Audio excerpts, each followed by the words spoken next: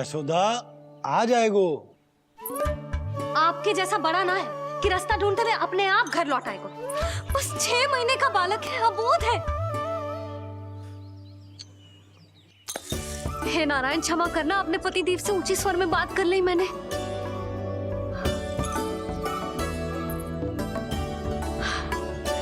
किसी को भी बुद्धि ना है पूरे गोकुल में कि नंद जी का बालक खो गयो है, सुबह सुबह घर से भाग गयो है। किसी को ना पड़ी है कि उसे ढूंढे लेकर आए। यही सम्मान देते हैं वे गोकुल के राजा को। हे भगवान, ना जाने मेरा बच्चा कहाँ होगा, कैसा होगा। कितना समय होगा है?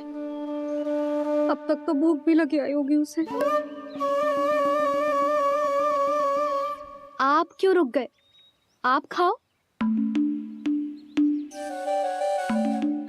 हाँ हाँ, आप खाओ, आनंद से खाओ। आपको तो कुछ चिंता ही ना है। माँ ही तड़पती है अपनी संतान के लिए।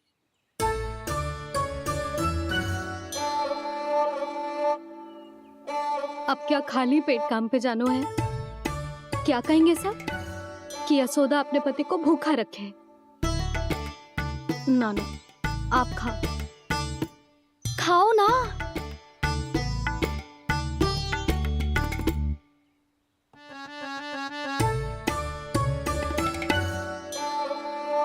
गुड़ के लड्डू कितने पसंद है उसे, कब से बना के रखे हैं। यशोदा, तुम स्वयं क्यों नहीं जाकर ढूंढती उसे? लड्डू भी खिला दियो और घर वापस भी ले आएंगे। जाओ, शीघ्र जाओ।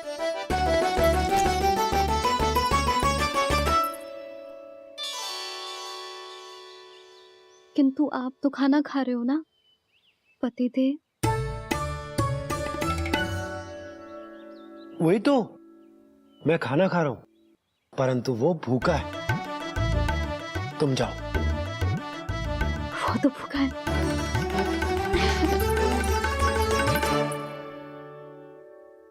ये बनेगी श्री हरि के अगले अवतार की माँ।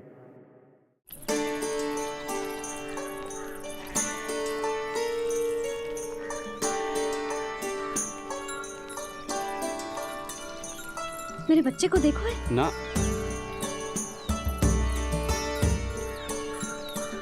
काकी, मेरे बच्चे को देखो है। नहीं नहीं,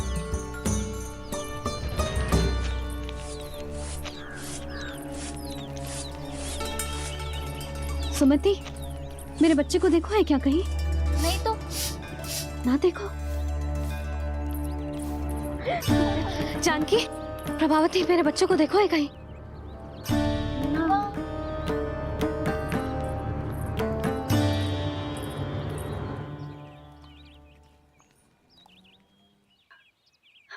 कहाँ है तू?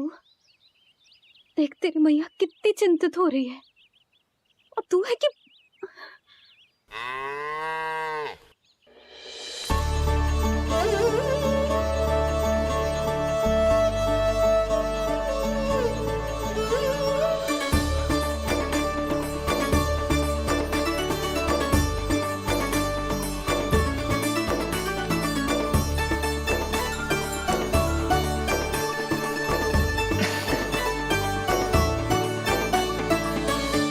हाँ, अभी तक मैया यशोदा का लाडला यही है, 6 माह का बछड़ा।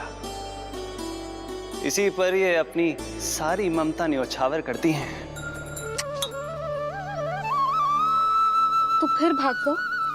प्रतिदिन का काम होगा है तेरा। मैंने कही थी ना, मेरे बिना, अपनी मैया के बिना कहीं ना जानो है। ये संसार कितना भयानक है, कुछ मालूम है तुझे? दुष्ट भरे पड़े चारों ओर।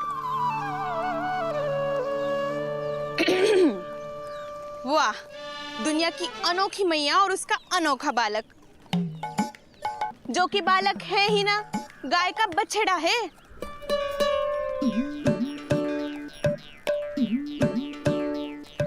तो लक्षणा, तुम्हारी जे दशा कौन ने की? और कौन ने? जे तुम्हारे सपूत ने कूद फाड़ के मेरे पूरे बगीचे का सत्यानाश कर दो है। मेरा रामू ऐसा कर ही ना सकता। जे क्यों आएगा तुम्हारे बगीचे में? रंग बिरंगे फूलों के लिए। फूलों के लिए? हाँ, जीप लपलपाती है इसकी मेरे फूलों के लिए। सुबह सुबह भाग के आ जाता हो इन्हें खाने के लिए। फूल खाने? सुलक्षणा, तुम्हें कछु वहम हुआ है? जे मेरा रामू है, जे फूल वूल क्यों खाएगो भला? अच्छा, तो फिर आप ही इसका मुंह खोलो और स्वयं देख लियो। हाँ तो ठीक है, असत्य के पैर ना होते जो अभी सिद्ध हो जाएगा। रामू, मुंह खोल के दिखा। मैया की कहीं मानते हैं ना? मुंह खोल। रामू, सुलक्षणा चाची को दिखा दे कि तूने उनके फूल ना खाए। चल मुंह खोल, मुंह खोल।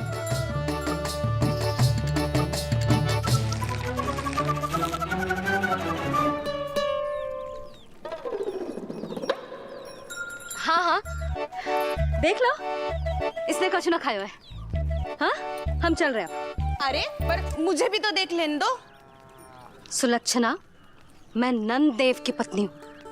तुम्हें क्या लगता है मैं असत्य बोलूंगी? ना ना जशोदा जी, लेकिन आप तो सिद्ध करने वाली थी ना। हो तो गए हो सिद्ध। चल रामू, देर हो रही। अरे अरे, वैसे रामू जी बहुत बुरी बात है, नंद जी का बालक चोरी कर दो।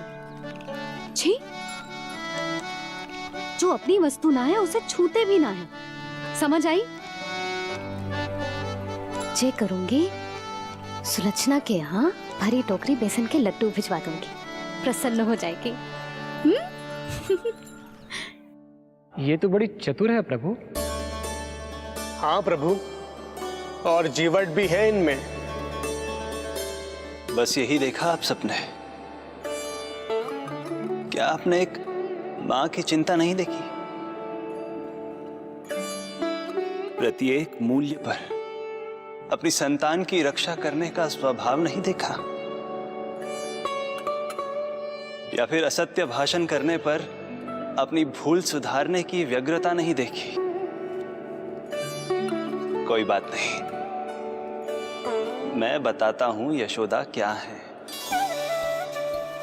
यशोदा पवित्रता की प्रतिमूर्ति है, विश्वास का आधार सुरक्षा की भावना है, ममता का मूर्त रूप है वो, वात्सल्य की गंगा है, भावनाओं का बहता हुआ निर्झर है। यशोदा अपने आप में परिपूर्ण है। यशोदा मां है। प्रभु, मां यशोदा निश्चित ही अद्भुत है। जिनके यहाँ आप पुत्र बनकर जाना चाहते हैं, उन्हें तो असाधारण होना ही है। किंतु प्रभु, आपके दिए हुए वचन के अनुसार आपको देवी देवकी का पुत्र बनकर जाना है, तो फिर आप एक ही जन्म में दोनों माताओं के पुत्र कैसे बन सकते हैं? आपका प्रश्न उचित है इंद्रदेव। पूर्व काल में प्रजापति सुतप्पा और उनकी पत्नी प्रश्नी ने मेरी घोर तपस्या की थी।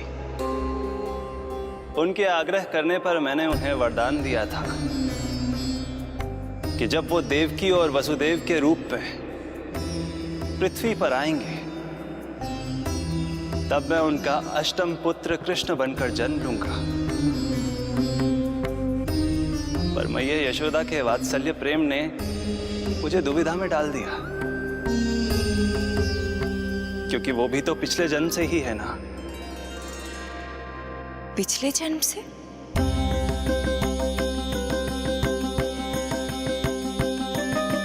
पिछले जन्म में मैया यशोदा 8 वसुओं में से एक श्री द्रोण की पत्नी धरा थी।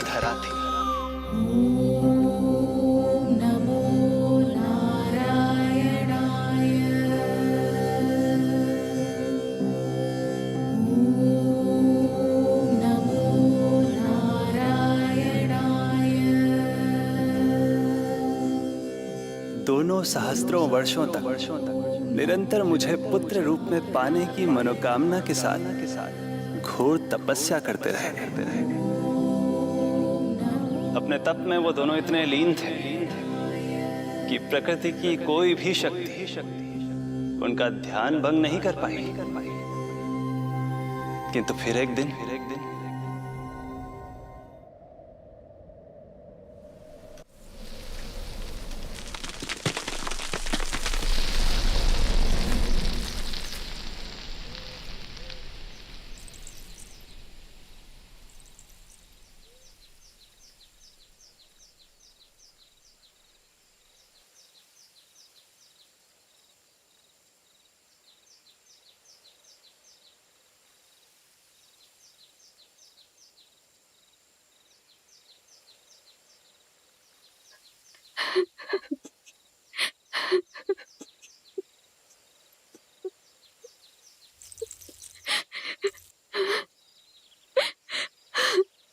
हमारे भक्ति में ऐसी क्या कमी रह गई प्रभु कि अभी तक आपके दर्शन का सौभाग्य नहीं मिला।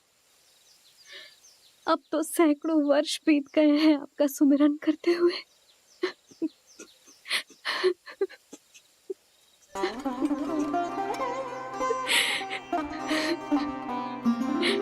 साचा सुमिरन सबसे हरि का, साचा है हरि नाम।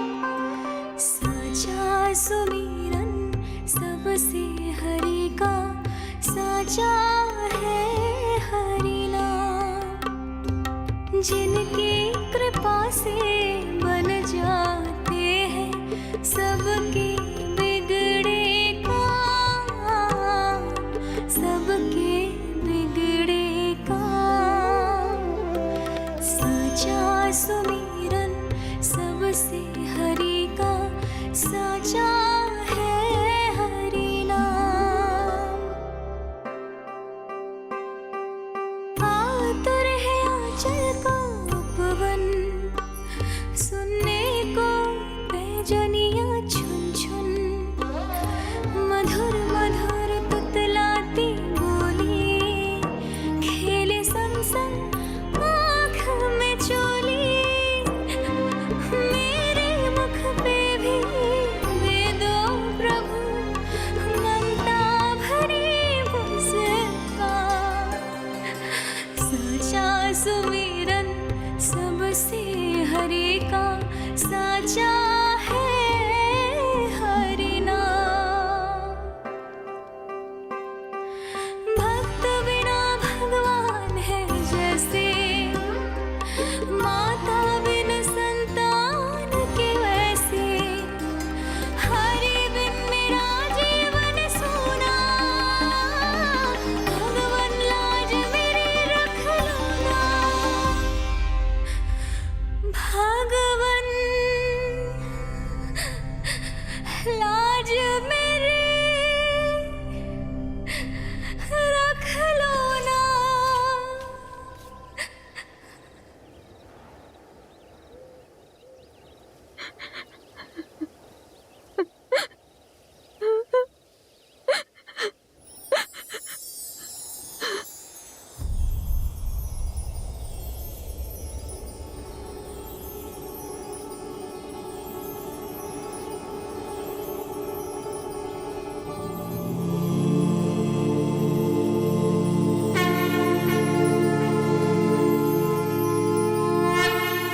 शङ्खचक्रम् सकिरीटकुण्डलम् सपीतवस्त्रम् सरसीरुहेक्षणम् सहारवक्षस्थलशोभितौस्तुभम् नमामि विष्णु शिरसा चतुर्भुजम्।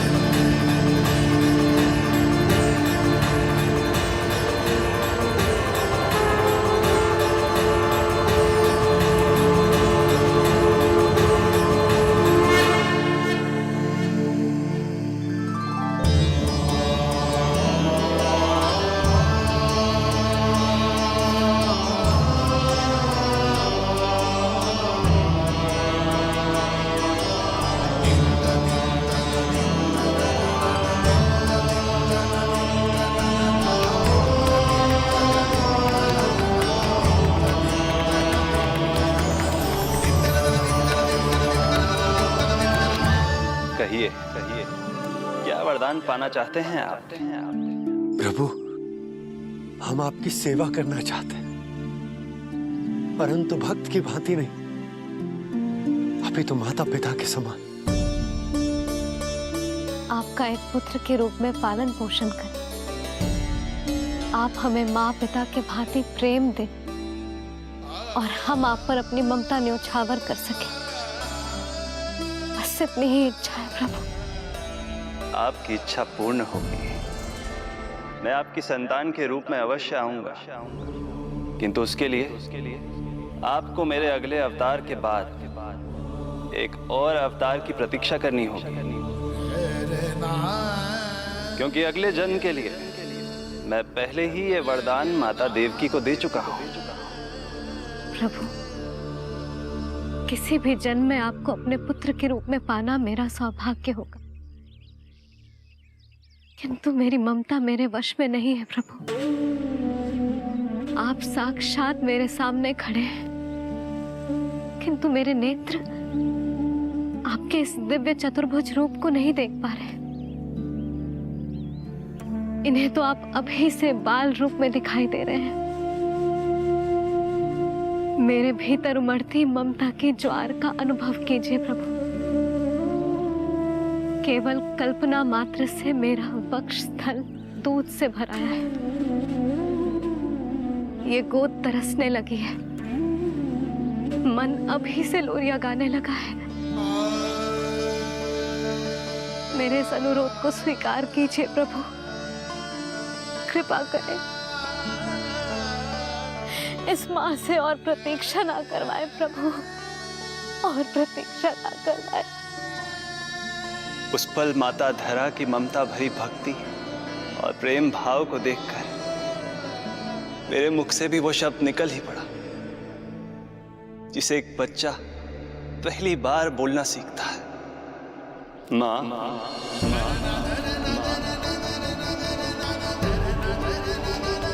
अब ये प्रतीक्षा केवल आपकी ही नहीं, मेरी भी होगी। मैं भी तरसूंगा आपका पुत्र बनने के लिए। इस समय मैं विवश हूँ, किंतु मैं आपको वचन देता हूँ, मैं आपकी संतान बनकर अवश्य आऊंगा, प्रभु,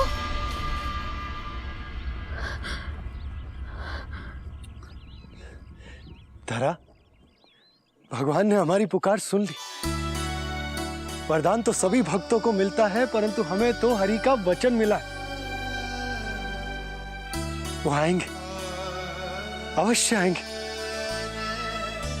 अब हमें केवल उस शुभ दिन की प्रतीक्षा करनी है। अब और प्रतीक्षा नहीं होगी मुझसे।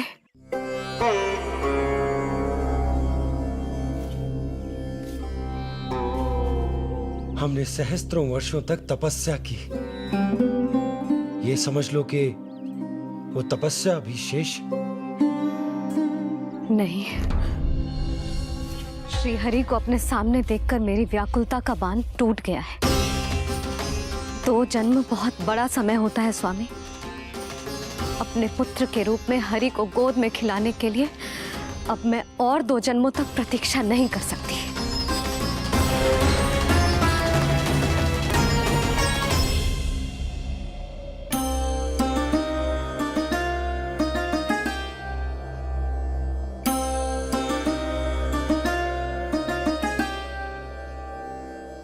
व्यर्थ हरि बिन जग ये सारा, व्यर्थ हरि बिन जीवन धारा। पूजन वंदन व्यर्थ हरि बिन, व्यर्थ धरार जीवन धारा। वरुण देव विनती सुन लीजिए, तन मेरा निर्जल कर दीजिए। हरि के बिन सारा जल तन का सागर सा हो गया है खारा। प्रभु, माता धरा की तपस्या का तेज अत्याधिक है। प्रकृति के पंचतत्व, पांचों महाभूत इनकी पुकार सुनने के लिए विवश हैं।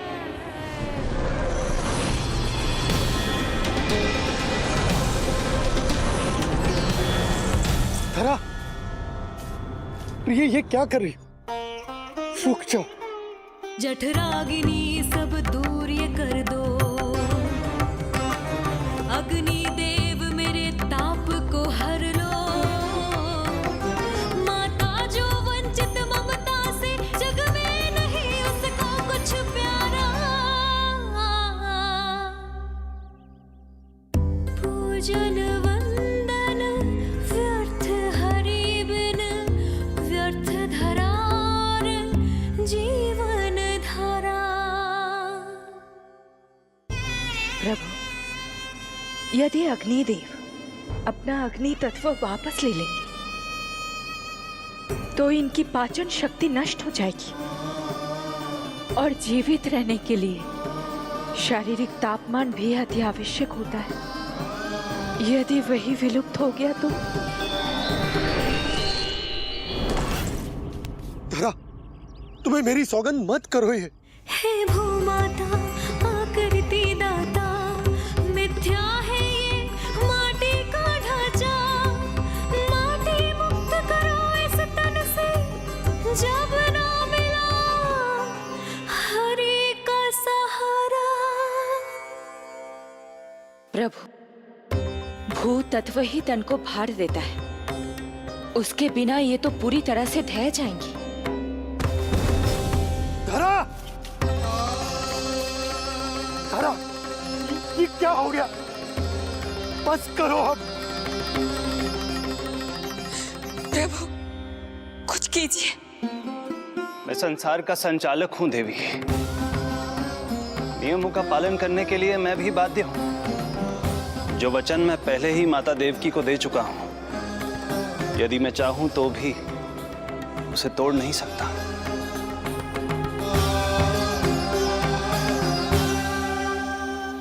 सुख लो आयु सब इस तन की, आस है जो ना शेष है मन की। वायु देव कृपा करो अब ये, रोक दो इन श्वासों की धारा।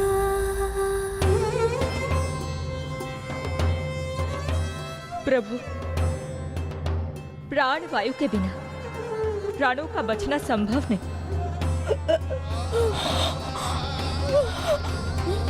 धरा, धरा, धरा, धरा, बस करो अब।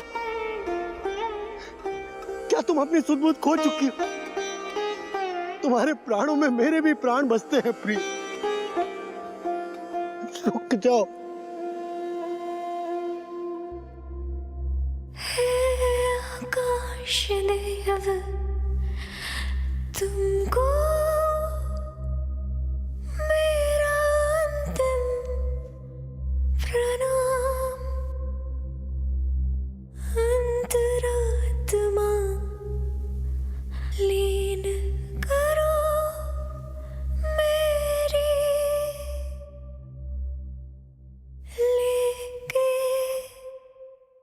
श्री हरि का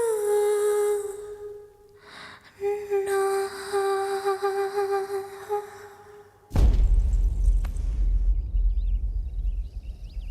धरा, धरा, धरा, ये क्या कर लिया तुमने? धरा, कोई है, कोई है, सहायता कीजिए।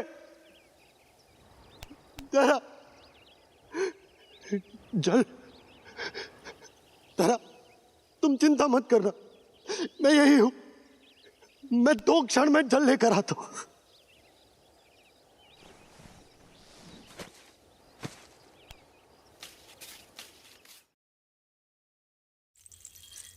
प्रभु, आप नियमों से तो अवश्य बंधे हैं, परंतु आप लीलाओं के स्वामी हैं, कोई तो उपाय निकालिए। आपने इन्हें माँ कहकर पुकारा है। माँ की प्राण रक्षा पुत्र नहीं करेगा तो और कौन करेगा?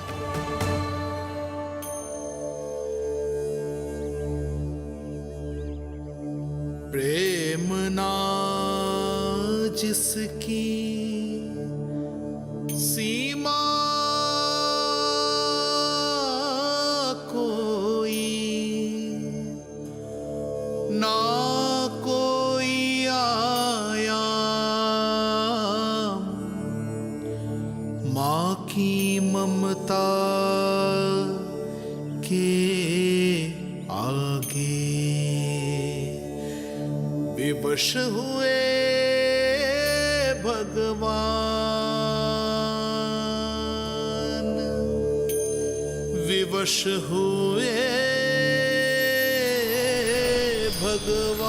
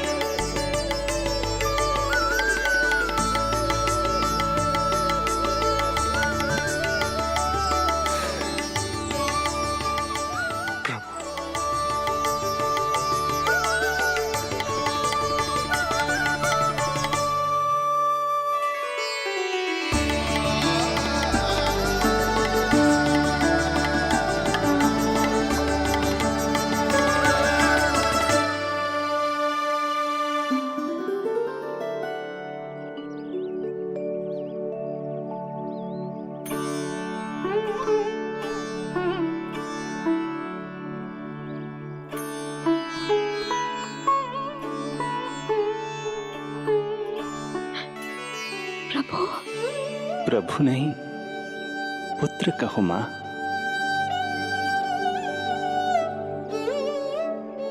पुत्र, मेरा पुत्र, मेरा पुत्र।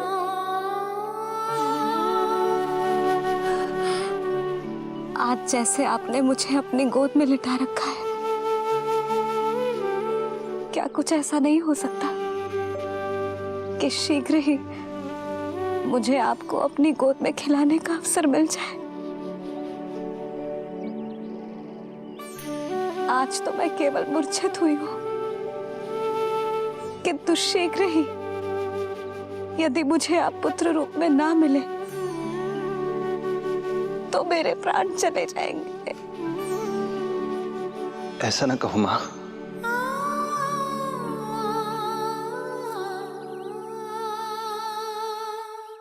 माता देवकी को मैं पहले ही वचन दे चुका हूं, इसलिए विधि के विधान के अनुसार मुझे उन्हीं का पुत्र बनकर जन्म लेना होगा।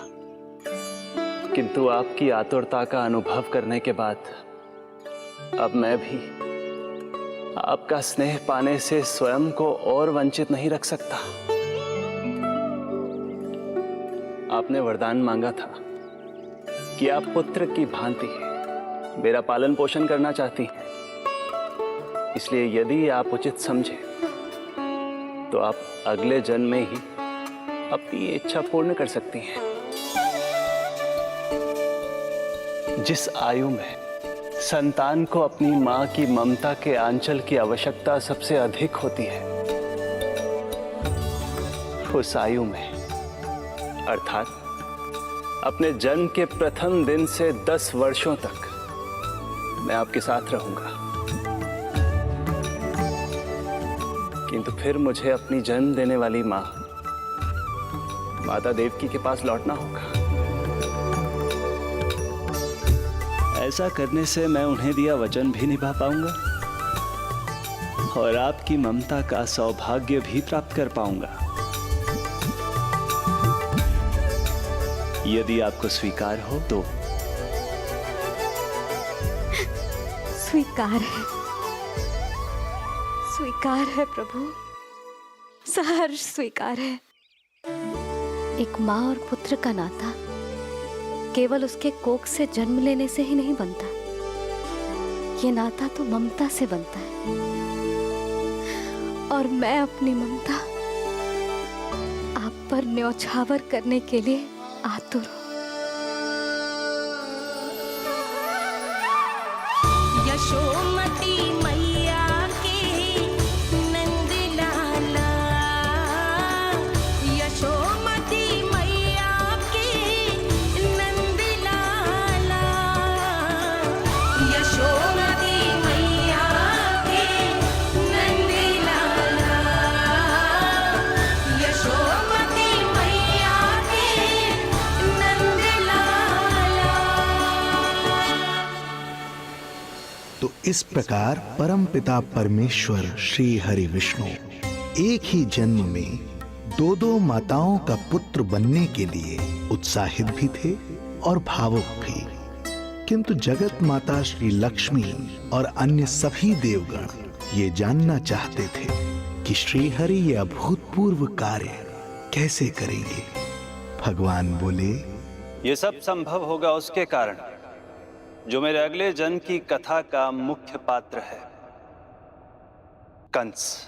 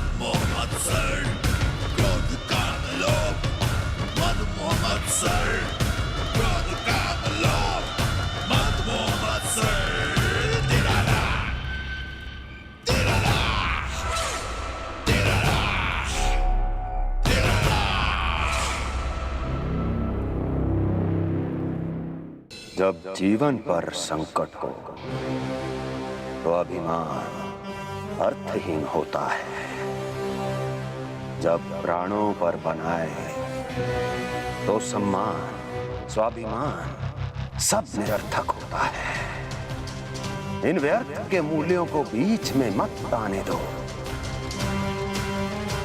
और दया उसे तो बिल्कुल नहीं।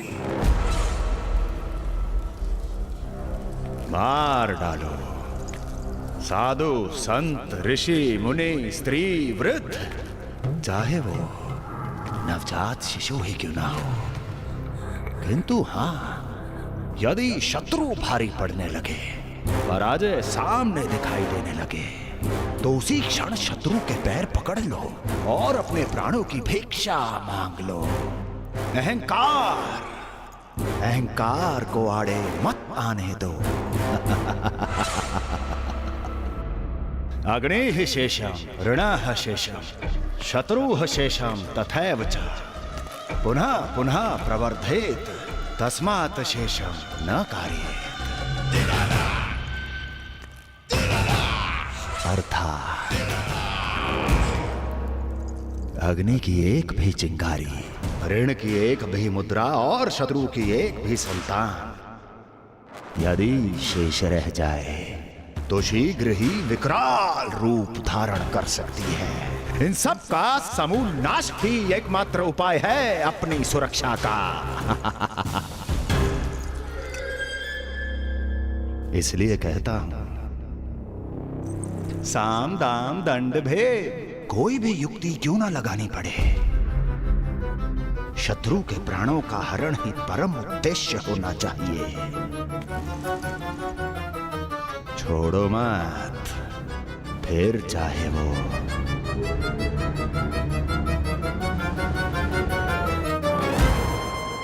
विष्णु ही क्यों ना हो।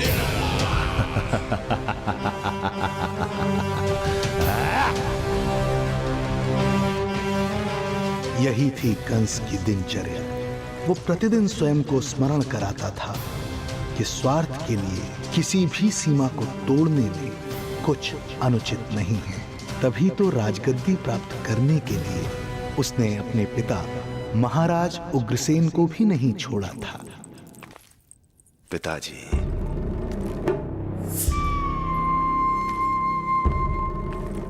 हो सके तो मुझे क्षमा कर दीजिएगा। कल्पना भी नहीं की थी कि मैं आपके साथ ऐसा व्यवहार करूंगा। आपको प्रतीत हो रहा होगा कि मैं क्रूर हूं, स्वार्थ में अंधा हो गया हूं, किंतु मैं विवश हूं।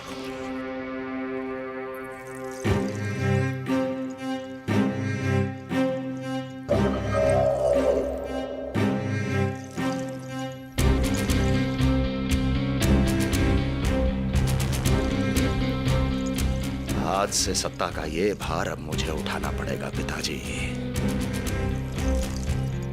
क्योंकि आप तो अत्यंत दयावान हैं। अपनी आवश्यकता से अधिक प्रेम आपको अपनी प्रजा से है, किंतु मैं ऐसा नहीं। मैं अपने शत्रुओं का काल हूं, तभी तो मेरे प्रति दुर्भावना रखने वाले मेरे सम्मुख आने से पहले थर थर कांपते हैं। इसलिए मथुरा का राज सिंहासन मेरे साथ अधिक सुरक्षित रहेगा, क्योंकि मैं आपसे अधिक उपयुक्त हूं पिताजी। मेरा विश्वास कीजिए। हृदय पर गोवर्धन पर्वत रखकर मुझे यह निर्णय लेना पड़ रहा है पिताजी।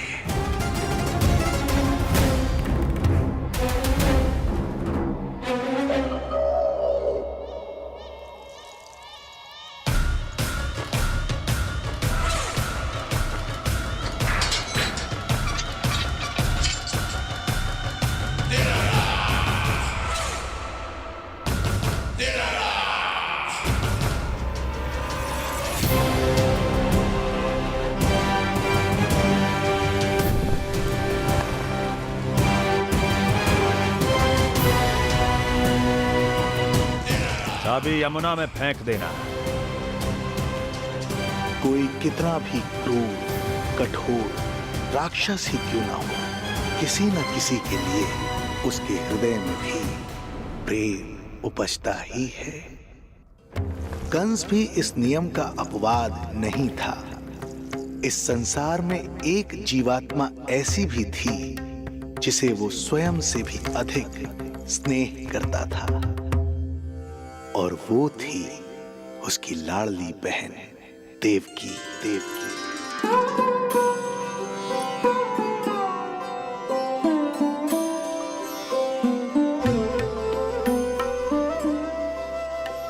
देवकी के लिए कंस एक राजा नहीं, मात्र भाई था, जो अपनी बहन की छोटी सी मुस्कुराहट के लिए आकाश पाताल एक कर सकता था।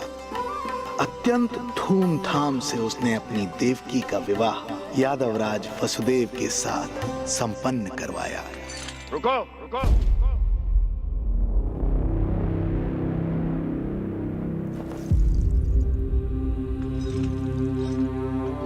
ये आप क्या कर रहे हैं? आप मथुरा नरेश हैं? नहीं कुंवर जी, आज मैं मात्र वो भाई हूं जो अपनी प्रिय बहन के साथ बस कुछ क्षण और व्यतीत करना चाहता है। कंस के हृदय में देवकी के लिए उमड़ता प्रेम का सागर तब अचानक सूख गया जब उसने ये आकाशवाणी सुनी। महापापी अत्याचारी कंस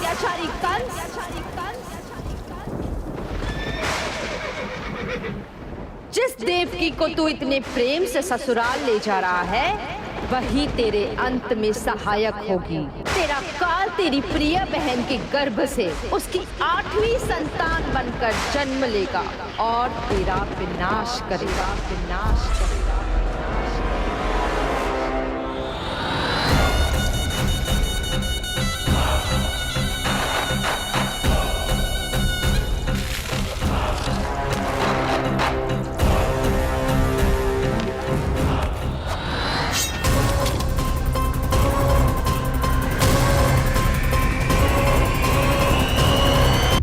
कौन है आप? मुझे आपसे भय लग रहा है।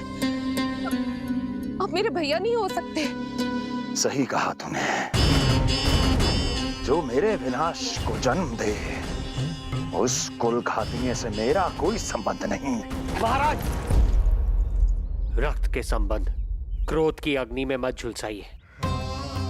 जिस बहन को आपने बचपन से आज तक इतना प्रेम दिया, क्या वो आपके विरुद्ध किसी षड्यंत्र में सहायक हो सकती है? भला हमारी संतान आपका विनाश क्यों करेगी? अपनी नवविवाहित बहन पर कृपा कीजिए महाराज। अपने पुरुषार्थ से आपने कितने असुरों को युद्ध में पराजित किया है। आज वो सब दरबारी बनकर आपकी सेवा करते हैं। हे महापराक्रमी कंस, यदि वो मायावी असुर आपको हानि नहीं पहुंचा पाए, तो ये आपकी बहन आपका क्या बिगाड़ सकती है? दया कीजिए महाराज, दया कीजिए। आप बीच में मत पड़िए कुंवर जी। सुना नहीं क्या? इसकी 8वीं संतान मेरा वध करेगी। जब मां ही नहीं बचेगी, तो 8वीं संतान के जन्म का तो प्रश्न ही नहीं उठता। यदि ऐसा है तो आप मुझे मार दीजिए। जब मैं ही जीवित नहीं रहूंगा, तो देवकी की संतान होने की संभावना ही समाप्त हो जाएगी। अपने बहनोई की हत्या का पाप मैं नहीं कर सकता। और बहन की हत्या का पाप कर सकते हैं? जिसे जीवन भर प्रेम दिया है, उसके प्राण लेने का अधिकार है मुझे। प्रिय भैया, यदि आपको इस विषय में इतना संदेह है, तो आप हमारी 8वीं संतान के प्राण ले लीजिएगा। बल्कि 8वीं संतान ही नहीं, उसका जन्म होने तक हमारी सभी संतानों का वध आप स्वयं अपने हाथों से कर लीजिए। स्वामी, हे मथुराधिपति, मेरी पत्नी को प्राण दान दे दीजिए। मैं महाराज शूरसेन का पुत्र वसुदेव आपको वचन देता हूं, अपनी 8 संतानों को जन्म देते ही स्वयं आपके सामने प्रस्तुत करूंगा। अपनी 8 संतानों को जन्म लेते ही स्वयं आपके सामने प्रस्तुत करूंगा।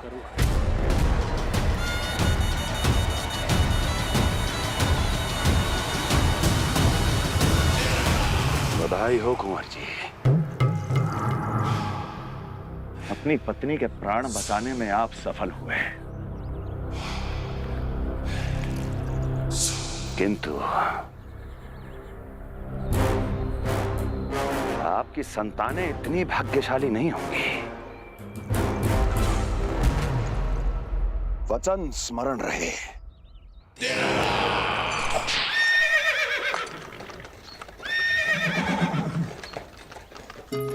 इस तरह रक्त की प्यासी कंस की तलवार की छाया में देवकी और वसुदेव का वैवाहिक जीवन प्रारंभ हुआ। जब कंस की निर्ममता और वसुदेव के वचन का ये दुखद समाचार गोकुल पहुंचा तो हे नारायण, अर्थात राजा वसुदेव यदि कंस के सामने गिड़गिड़ाते नहीं तो रानी देवकी के प्राण चले जाते। हाँ नंदराज, और अब वो दोनों कंस के महल में हैं, किंतु वो महल भी उनके लिए किसी बंदी गृह से कम नहीं है।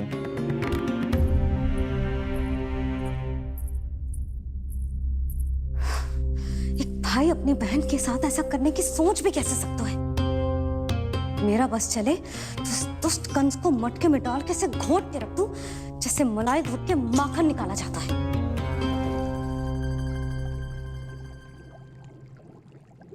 ना, माखन ना, जे कंस तो कीड़ा है, इसे तो पटक पटक के ऐसे मारना चाहिए जैसे कीड़ा निकालने के लिए धान के गट्ठर को पटका जाता है।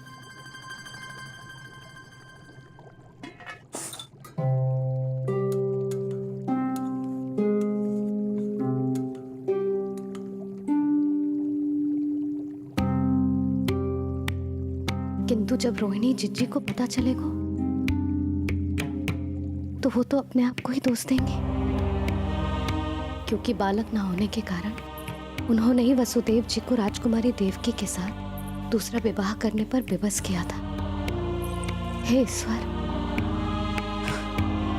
जिस सुख के लिए रोहिणी जिज्जी ने पत्नी जीवन का सबसे बड़ा त्याग किया था, जब उन्हें पता चलेगा कि वही सुख उस क्रूर कंस ने छीन के मटिया मेट कर दिया है, तो कितना कष्ट पहुंचेगा।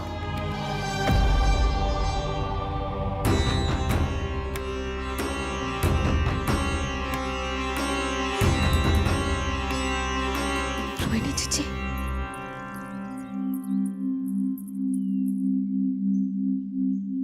गोप नरेश, कृपया मुझे अपने भैया के पास ले चलिए। संकट के समय मुझे उनके साथ होना चाहिए। किंतु भाभी, पता चलो है वसुदेव भैया और देवकी भाभी कंस के महल में कड़े पहरे में रखे गए। पति पत्नी एक दूसरे का संबल होते हैं। कंस का पहरा कितना भी कष्टदायक क्यों ना हो, इस समय उन्हें और बहन देवकी को मेरी आवश्यकता है।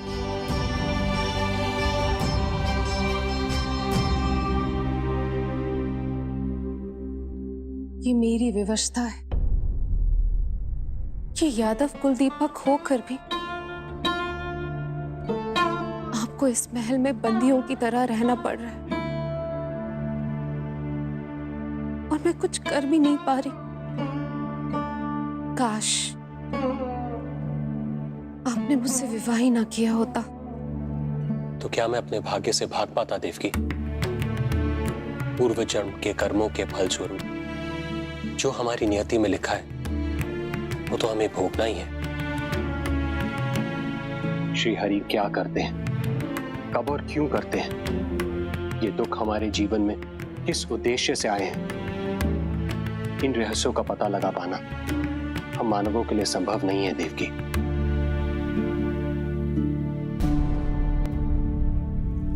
तो फिर चलिए यहां से भाग चलते हैं, कहीं ऐसे स्थान पर जहां भैया की छाया भी हम पर ना पड़ सके।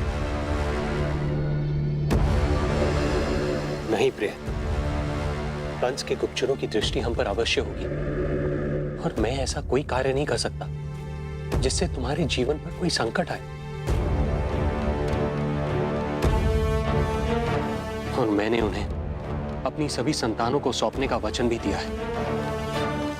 अपना वचन मेरे लिए प्राणों से भी अधिक महत्वपूर्ण है देवकी।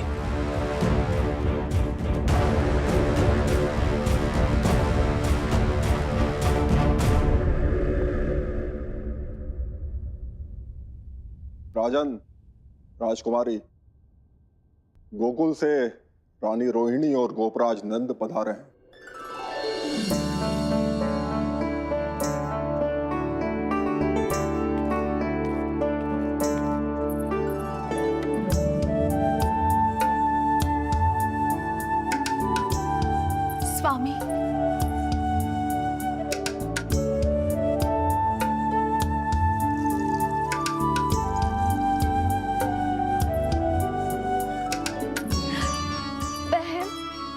दी।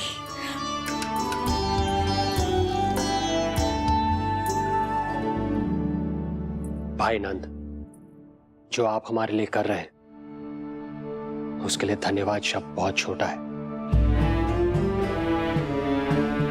मैं अपने भाग्य को स्वीकार कर चुका हूं। यदि यही श्री नारायण की इच्छा है तो यही सही।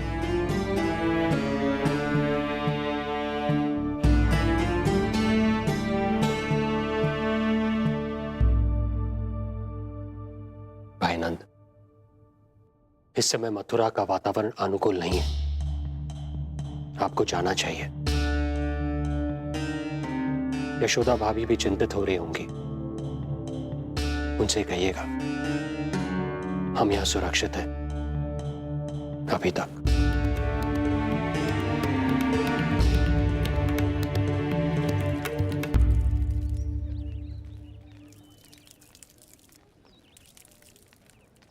वसुदेव भैया का भाग्य पर भरोसा देख वे अपनी संतानों को कंस को अवश्य सौंपेंगे। हे ईश्वर, इतना कठोर वचन, जब इसे निभाने का कठिन समय आएगा तो कैसा अनुभव करेंगे वे? उनका हृदय तो चकनाचूर हो जाएगा।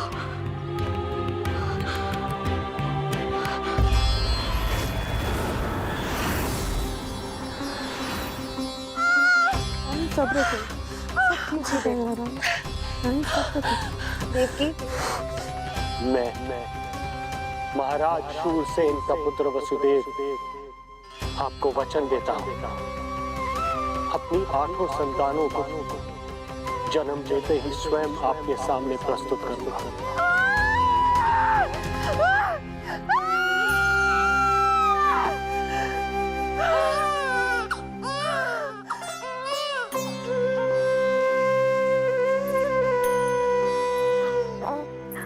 बधाई हो स्वामी, आपको पुत्र रत्न प्राप्त हुआ है।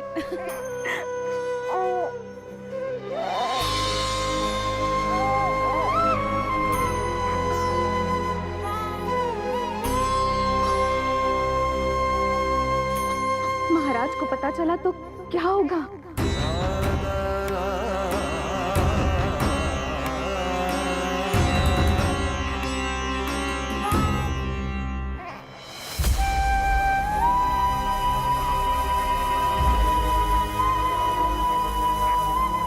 अपने पुत्र को इन हाथों में थामना। कितने वर्षों से इस पल की प्रतीक्षा कर रहा था मैं, और आज जब यह पल आया है मेरी आंखों में दुख के आंसू हैं। एक पिता जब प्रथम बार अपनी संतान को गोद में उठाता है तो सबसे पहले यह सोचता है कि उसे क्या नाम दूं, उसका सुनहरा भविष्य कैसे सुनिश्चित करे। किंतु मैं वो भाग्यहीन पिता हूं जो अपने पुत्र का भविष्य मृत्यु के अंधकार में डुबोने जा रहा है। मैं इसे नाम देकर क्या करूंगा?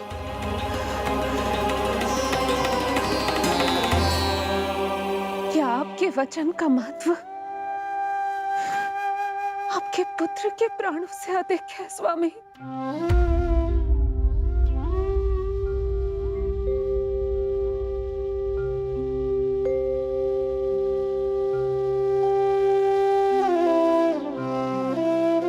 श्री नारायण का दूसरा नाम सत्य होता है देवकी। तुम ही कहो,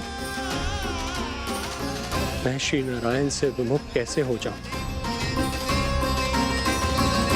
मुझे अपना वचन निभाना ही होगा। हृदय के टुकड़े टुकड़े क्यों ना हो जाए, मुझे इसे कंस तक ले जाना ही होगा।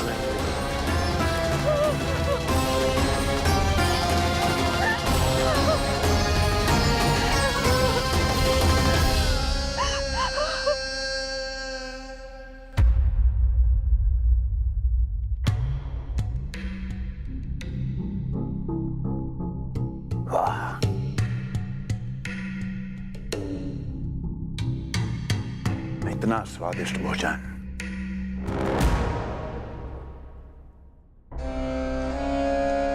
किसी विशेष इच्छा की पूर्ति के लिए मुझे सम्मोहित तो नहीं करना चाहती? मुझे पति के रूप में प्राप्त कर तो चुकी हो, अब प्राप्त करने को क्या क्या बचा है प्राप्ति? मैं प्राप्ति नहीं, अस्थि हूं स्वामी। प्राप्ति तो छुई मुई बनकर वहां खड़ी है। आप सदैव अपने विषय में ही सोचते हैं, कभी मेरे ओर भी निहारा कीजिए, तभी तो मेरा नाम सही से स्मरण होगा आपको।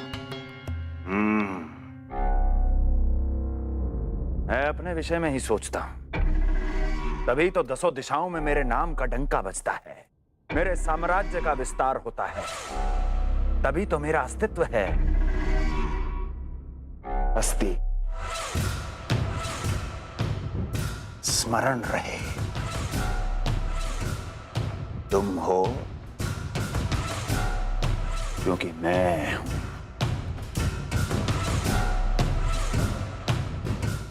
वन में यदि सिंह न हो तो उसके आश्रिति पर गीदड़ भी आक्रमण कर देते हैं।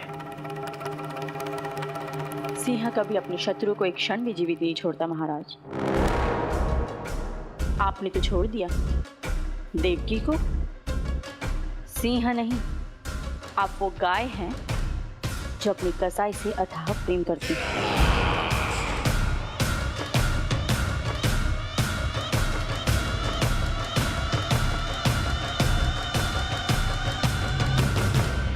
सभी संतानों को जन्म लेते ही मेरे पास लेकर आएगा, ये वचन दिया है वसुदेव ने मुझे। तो फिर आया क्यों नहीं महाराज? प्रथम शिशु का जन्म तो हो चुका है।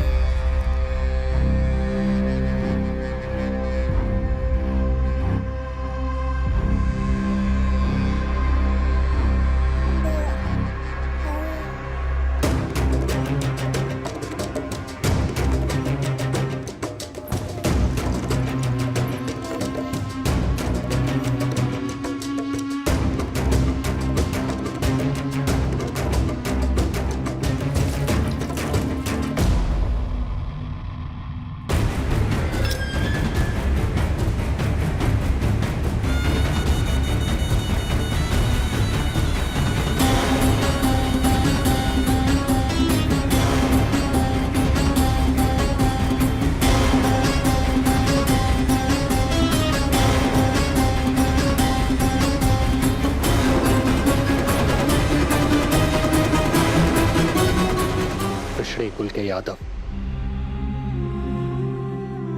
अपना वचन मिथ्या नहीं होने देते महाराज।